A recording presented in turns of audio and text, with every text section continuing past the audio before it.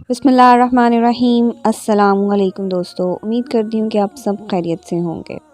कौवा हर घर में आकर दौलत और परेशानी की खबर कैसे पहुँचाता है। हुज़ूर पाक सल्लल्लाहु अलैहि वसल्लम का फरमान सुन लें। नाज़रीन, आपने ये बात बहुत सारे भाइयों और अक्सर अपनी दादी अम्मा, अपनी नानी अम्मा या गाँव वगैरह में उम्र रसीदा औरतों से सुनी होगी कि कौवा आने वाले वक्त को पहले ही जान लेता है। अगर कौवा मिलकर आपके घर की छत पर या घर की दीवारों पर आकर आप एक दूसरे से लड़ पड़ें, झगड़ने लगें, तो याद रखें कि इस घर पर कोई बुरा वक्त आने वाला है, क्योंकि कौवा का एक दूसरे से लड़ना झगड़ना अच्छा नहीं समझा जाता। इसलिए सारे घर वालों का सदका खैरात ज़रूर करें। अगर दोपहर से पहले कौवा आपके घर की दीवार पर या छत पर अकेला बोलना शुरू कर दे तो समझ ले कि आने वाले दिनों में आपके लिए खुशखबरी है। आपकी दौलत में इजाफ़ा हो सकता है, आपके रोज़गार में इजाफ़ा हो सकता है, आपको ख़जाना मिल सकता है, आपको कोई बड़ी कामयाबी मिल सकती है। अगर कोई अचानक मुंह में रोटी का टुकड़ा लिए नज़र आ जाए तो समझे कि आपकी कोई बड़ी ख्वाहिश पूरी होने वाली है। अगर कभी किसी भी आदमी के सर पर बीट कर दे तो इसके दिन अच्छे आने वाले हैं, और अगर कोई इसके सर पर बैठ जाए तो इसके लिए बुरा वक्त करीब आता है। इस बात में किस हद तक सदाकत है। हमारे प्यारे नबी सल्लल्लाहु अलैहि वसल्लम ने इस बारे में इरशाद फरमाया, और ये बातें फैलाई क्यों गई? क्योंकि गांव में अक्सर लोग इन बातों पर बेहद यकीन करते हैं। अगर इनसे पूछा जाए कि इन बातों का आप बहुत यकीन करते हैं, हम मुसलमान हैं, कुरान और हदीस में इनका हवाला क्या है, तो वो यही बात करते हैं कि हमारे बुज़ुर्गों ने आज़माया हुआ है, ये हकीकत ऐसा ही होता है।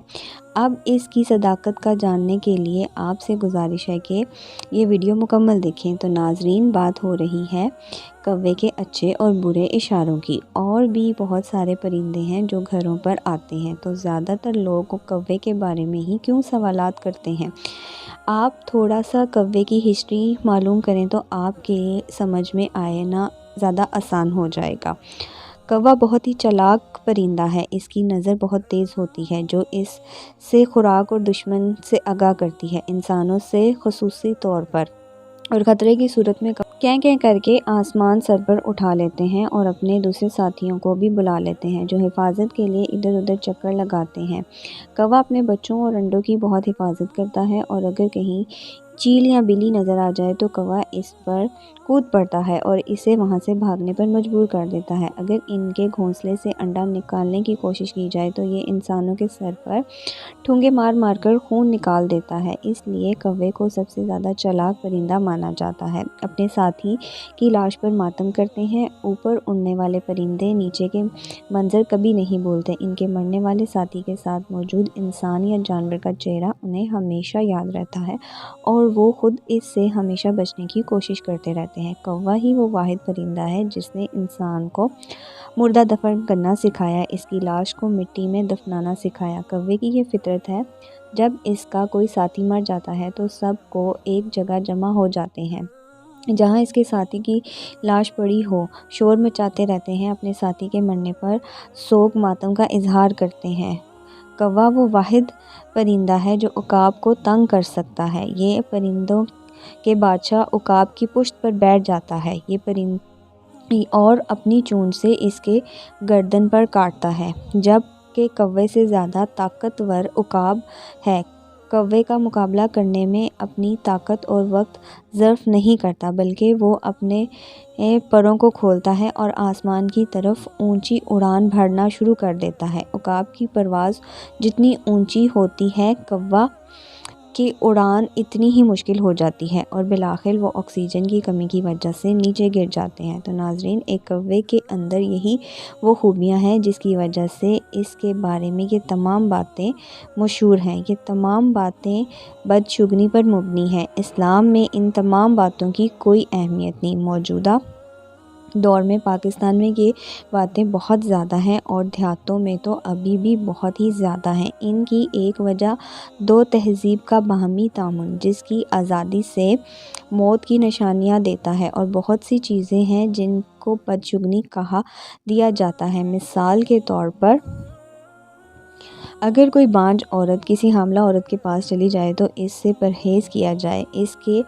زچے اور بچے پر اثر نہ کیا جائے، اس کو سمجھایا جاتا ہے۔ میرے نزدیک یہ سیدھا اللہ تعالیٰ سے ٹکر ہے۔ سوچیں اس معصوم عورت کے دل پر کیا بیتتی ہوگی جو پہلے ہی بے اولاد ہے اور دنیا کے ستم اور سسرال کے طعنے جھیل رہی ہے۔ سوچیں ہم اس کی روح کو کتنا بڑا زخم دے دیتے ہیں۔ کیا وہ معصوم عورت اس احساس کمتری کے ساتھ جی سکتی ہے؟ سب خواتین کو ایک ہی فہرست میں ہرگز نہیں رکھا جاتا۔ الحمدللہ خواتین میں دینداری اور تقوی مردوں کی نسبت سے بہت زیادہ ہے، لیکن اس کے ساتھ ساتھ خواتین میں سب سے زیادہ توہم پرستی پائی جاتی ہے۔ بد اخلاقی اپنے عروج پر ہے۔ کہیں ساس بہو کا جھگڑا ہو گیا، اسی وقت تعویذ گھنٹے اور عالموں کی تلاش شروع ہو جاتی ہے۔ کسی کی اولاد میں اللہ کی طرف سے تاخیر ہے، اسی وقت بدگمانی شروع ہو جاتی ہے۔ فلاں نے اپنی بیوی سے یہ کر دیا، میاں بیوی میں جھگڑے شروع ہو جاتے ہیں، اسی وقت ساس اور نند پر شکوے تہمت لگانا شروع ہو جاتی ہے۔ اور جو خواتین ان چیزوں سے نصف دور ہیں وہ ویسے ہی شوہر کو قابو کرنے کے لیے فلاں کے پاس جاتی رہتی ہیں۔ پھر جو جعلی عاملوں کی چاندنی ہوتی ہے کچھ نہ پوچھیں۔ میں صرف ایک مثال دے کر بس کر رہی ہوں۔ ابھی حال ہی میں 1-2 سال پہلے میڈیا پر ہر طرف ایک جعلی عامل کا چرچا تھا جس نے تقریباً 300 عورتوں کو حاملہ کر دیا تھا اور ان کی ویڈیو بنا کر بلیک میل کرتا رہا۔ میرا سوال صرف اتنا ہے، کیا وہ عامل خود چل کر ان کو حاملہ کر کے آیا تھا؟ سوچیں، جواب خود ہی مل جائے گا۔ بلکہ تاریخ گواہ ہے کہ آج تک کوئی جعلی عامل چل کر نہیں گیا۔ کمزور عقیدت عورتیں خود چل کر ان کے آستانوں پر جاتی ہیں۔ یہ وہ حقیقت تھی جو میں بتانا ضروری سمجھتی تھی۔ اب چلیں دین اسلام کی طرف۔ ہمارے دین میں اس بارے میں کیا بتایا گیا ہے؟ عبداللہ بن مسعود رضی اللہ عنہ سے روایت ہے کہ رسول پاک صلی اللہ علیہ وسلم نے فرمایا، بدشگونی شرک ہے۔ آپ صلی اللہ علیہ وسلم نے 3 مرتبہ فرمایا، اور ہم میں سے ہر ایک کو کوئی نہ کوئی وہم ہو جاتا ہے، لیکن اللہ تعالیٰ پر توکل کی برکت سے اسے دور کر دیتا ہے۔ آخر میں آپ کو ایک بات بتانا ضروری سمجھتی ہوں کہ صرف اللہ تعالیٰ پر یقین کامل کر کے مکمل توکل رکھیں، اور جو کچھ بھی ہوتا ہے، جو کچھ بھی ہوگا، وہ اللہ ہی کی طرف سے ہوگا۔ جب آپ کا یقین پختہ ہو جائے گا، انشاءاللہ آپ ان سب چیزوں، توہم پرستی، بدشگونی، بد اخلاقی سے انشاءاللہ نکل جائیں گے۔ یقین کریں زندگی ہلکی پھلکی محسوس ہونا شروع ہو جائے گی۔ شرط صرف اپنے رب ذوالجلال پر مکمل یقین اور توکل کی ہے۔ اللہ تعالیٰ نے کسی کے ہاتھ میں تمہارا رزق، تمہاری عزت، تمہارا مستقبل، تمہاری کامیابی نہیں رکھی۔ سب اللہ تعالیٰ کے پاس ہے۔ فقط فائدے کے لیے کسی کے سامنے مت جھکو، اللہ تعالیٰ پر کامل یقین رکھو۔ دیکھیں تو آج امت کی کثرت یقین کا شکار ہے۔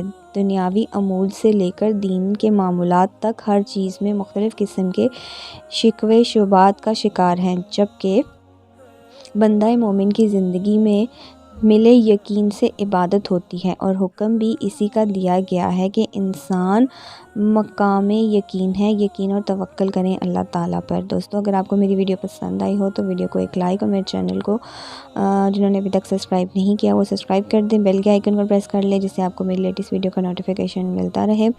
اپنا بہت سارا خیال رکھیں، اپنی بہن کو دعاؤں میں یاد رکھیں۔ انشاءاللہ ملتی ہوں آپ سے نیکسٹ ویڈیو میں۔ اللہ حافظ، جزاک اللہ فی امان اللہ۔